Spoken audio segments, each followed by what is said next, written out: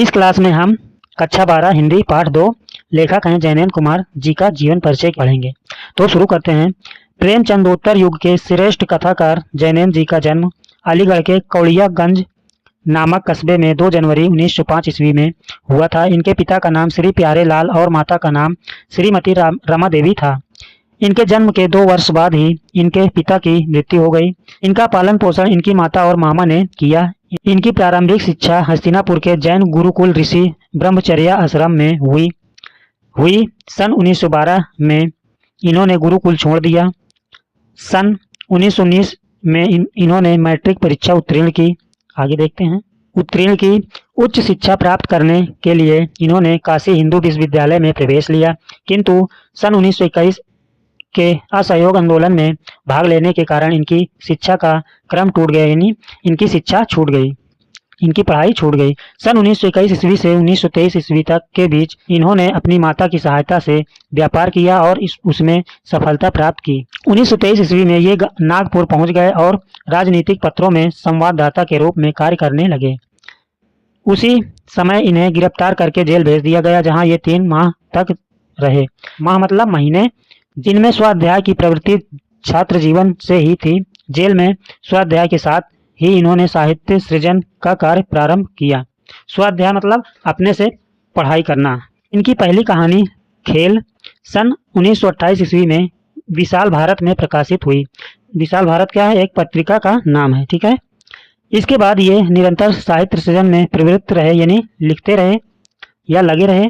24 दिसंबर 1988 ईस्वी को इनका देहावसान हो गया, यानी कह रहा है कि 24 दिसंबर 1988 ईस्वी को इनकी मृत्यु हो गई, ठीक है।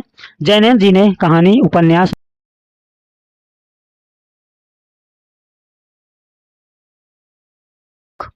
कृतियां निम्नांकित है। पहले नंबर पर है निबंध संग्रह। निबंध में देखते हैं प्रस्तुत प्रश्न, जड़ की बात, पूर्वोदय, साहित्य का श्रेय और प्रेय, मंथन, सोच विचार, काम, प्रेम और परिवार, ये सभी क्या है? निबंध संग्रह है। उपन्यास देखते हैं इनके द्वारा लिखी गई। परख, सुनीता, त्यागपत्र, कल्याणी, विवर्त, सुखदा, व्यतीत, जयवर्धन और मुक्तिबोध, ये सभी क्या है? निबंध संग्रह है। आगे देखते हैं इनके द्वारा कहानियां लिखी गई। देखते हैं फांसी, जयसंधि, वातायन, नीलम देश की राजकन्या, एक रात, 2 चिड़िया, पाजेब। इन संग्रहों के बाद जैनेन्द्र की समस्त कहानियां 10 भागों में प्रकाशित की गई हैं। संस्मरण में देखते हैं ये और वे। संस्मरण में क्या लिखे? ये और वे। आगे देखते हैं इनके द्वारा अनुवाद किया गया। देखते हैं मंदालिनी, ये क्या है? नाटक है। पाप और प्रकाश, ये भी क्या है? नाटक है। प्रेम में भगवान, ये क्या है? कहानी संग्रह है। उपयुक्त रचनाओं के अतिरिक्त इन्होंने संपादन कार्य भी किया। जैनेन्द्र जी की साहित्य सेवा का क्षेत्र बहुत विस्तृत है। विस्तृत मतलब बहुत लंबा है। मौलिक कथाकार के रूप में तो इनकी विशेष पहचान है ही, निबंधकार और विचारक के रूप में भी इन्होंने अद्भुत प्रतिभा दिखाई। इन्होंने साहित्य, कला, धर्म, दर्शन, मनोविज्ञान, समाज, राष्ट्र आदि अनेक विषयों को लेकर निबंध रचना की है। इनके निबंध चिंतन प्रधान और विचारात्मक हैं। इनका विचार करने का अपना ढंग है। कभी विषय को सीधे उठा लेना, कभी कुछ दूसरे प्रसंगों की चर्चा करते हुए मूल विषय पर आना, कभी मूल विषय के केंद्रीय विचार सूत्र की व्याख्या करते हुए विषय विस्तार करना, कभी किसी कथा संदर्भ को प्रस्तुत करके उसके भीतर के विचार सूत्र को निकालकर आगे बढ़ाना, और कभी पाठकों को आमंत्रित करके उनके साथ बातचीत करते हुए एक परिचर्चा के रूप में प्रतिपाद्य विषय को प्रस्तुत करना। इनकी विचार पद्धति की विविध भंगिमाएं हैं। किसी भी प्रश्न पर विचार करते हुए ये उसके आंतरिक पक्ष को विशेष महत्व देते हैं।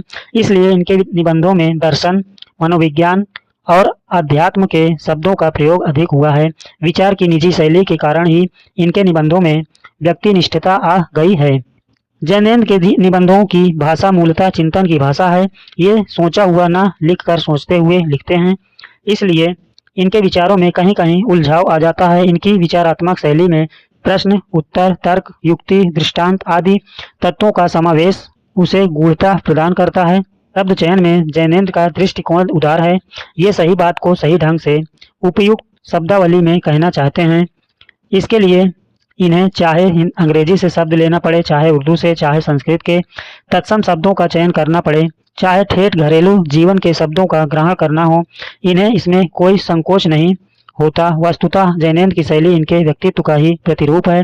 हिंदी साहित्य के विद्वान के समक्ष जैनेन्द्र ऐसी उलझन है जो पहले से भी अधिक गूढ़ हैं। आगे देखते हैं। इनके व्यक्तित्व का यह सुलझा हुआ उलझाव इनकी शैली में भी लक्षित होता है। अपने विचारों को व्यक्त करने के लिए इन्होंने विचारात्मक, विवरणात्मक, प्रश्नात्मक, भावात्मक, मनोविश्लेषणात्मक आदि शैलियों का प्रयोग किया है। प्रस्तुत निबंध भाग्य और पुरुषार्थ में जैनेन्द्र ने भाग्य और पुरुषार्थ के संबंध में मौलिक दृष्टि से विचार किया है।